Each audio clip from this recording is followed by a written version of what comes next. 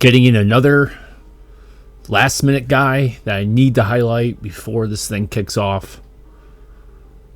Another New England Patriots 2025 NFL draft target. This time, Matt Jones, linebacker from Baylor. Jones is a 6'2", 230-pound grizzled linebacker with elite football IQ, position versatility, and an old-school tone-setting playstyle.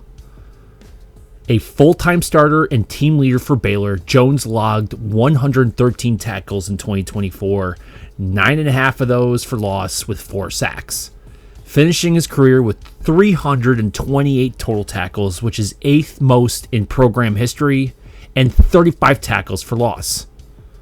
He is a glue guy with a positional adaptability and is under the radar as a decent athlete, including a 6.95 second 3-cone that places him among the top linebacker testers in the class. Although he may lack prototype lateral speed and doesn't really have the top-end juice for man coverage, Jones wins with instincts, motor, and a refined understanding of structure, and you can see it. He's the type of player that gets trusted with the green dot at some point in his career. Yet, it seems like no one knows who this guy is. He was a Hula Bowl guy, he was a Shrine Bowl guy, and I've got him on my top 200 on my big board just on his metrics alone. And I think his tape supports it too. Let's dive deeper. Now, if you watch his tape, he's Baylor's on-field signal caller, managing motion adjustments, and complex split field coverages. He's excelled in aligning fronts and coaching up younger defenders, and a true coach on the field. And as I said before, could project to be a green dot candidate at some point in his NFL career. Really explosive tackler with pop. He's not just a drag down tackler. He has to do that once in a while, but when he hits somebody square up, he delivers real force through the hips and drives through the contact. Tone setting, hits, good finishing, power at the point of contact. And he has lots of versatility. Played Mike and even front Sam duties on like 12 or 21 personnel, and Will on like that 4-2-5 spacing, showing lots of stack and shed ability. And he took some edge reps versus zone read teams, showing discipline, squeezing down gaps. Jones can credibly line up in multiple roles and helps a DC mix things up on base calls. And he's definitely a run fit technician. He maintains leverage. He understands force contained principles, takes on blocks with tight elbows, and shocks with his hands.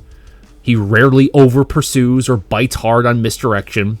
He's an assignment sound, detail-oriented run defender who understands his role within the structure. Another thing, high motor and ridiculous recovery speed. This guy's effort never fades. Whether it's the first quarter or the fourth quarter, Jones is chasing bootlegs, pulling guards, and perimeter screens with urgency.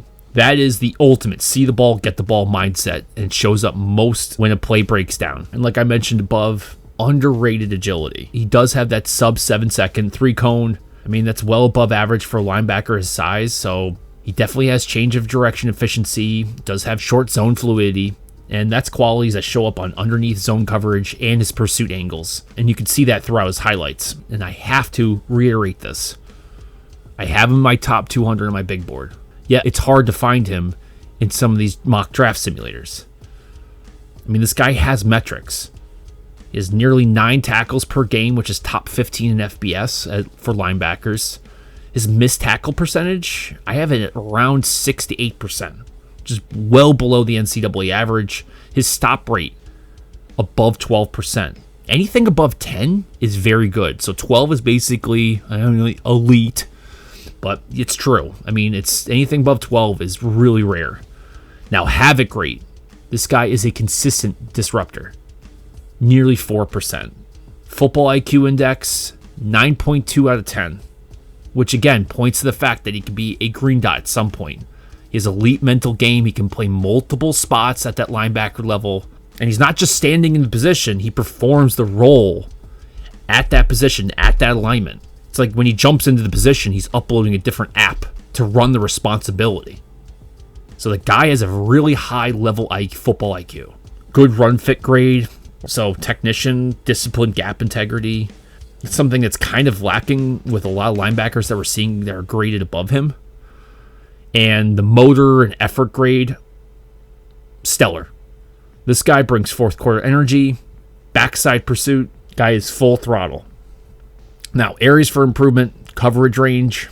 Not really the best coverage guy, but he's comfortable enough in hook curl zones, shallow spacing. Lacks that top end click and close. That explosiveness you're looking for. He's definitely fast enough, but it's not amazing. Another thing, he can struggle with dynamic running backs and man or deep zone layers, so like those slot fades or deep overs. It's just a mild concern. And the other thing that's another mild concern would be limited blitz arsenal. Now, his sack production comes from more than timing than having like a really good, well-polished pass rush game plan and tools. Doesn't really flash that twitch or hand variety as a pressure piece. He projects more as a contain or delayed pressure linebacker at the NFL level than a consistent backfield disruptor. But I can see him working on that. It's something that he can work on. I think he has the physical tools and IQ to develop that because he showed enough on film at Baylor.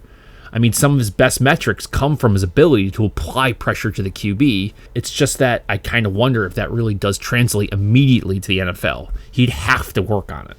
But regardless of those concerns, I mean, floor, definitely a day one special teamer, core contributor on that. I could see him being a reliable, like, linebacker 3, linebacker 4 in base, or maybe in dime looks. But definitely more like an early down run game plugger with sound technique and field awareness. I mean, he doesn't really make too many mistakes on that. So that's kind of the floor. Now, ceiling, yeah, I mean, maybe with development, depending on the system with variable and what they're going to be doing, maybe he is a starting Mike or a Sam at some point in that 4-3 or 3-4 underfront. Definitely a team leader. I think that's potential. I could see him calling plays under his rookie contract at some point. And scheme versatility, tone setter who definitely elevates the floor of the defense. So maybe starting as a sub-package defender, but definitely write him as a core special teamer. So when do the Patriots actually target him? That's a hard one. Now, I don't think the Patriots need to be going after a lot of different linebackers, and I've already highlighted a decent amount of them. So I don't know if they wait for UDFA, or maybe they're just like, hey, it's like the 6th, 7th round. Let's start thinking about getting Jones in here. And that's nothing against him. It's just where I think the Patriots might be at with their draft strategy. Of course, I don't really know what that is. But if they can get him with a late day 3 or possibly UDFA, I mean, that's going to be probably one of your more higher valued picks in this upcoming draft. Anyway, what do you guys think of Matt? Do you think the Patriots should go after him? If so, when? Let me know in the comment section below. If you guys like this content, please like and subscribe.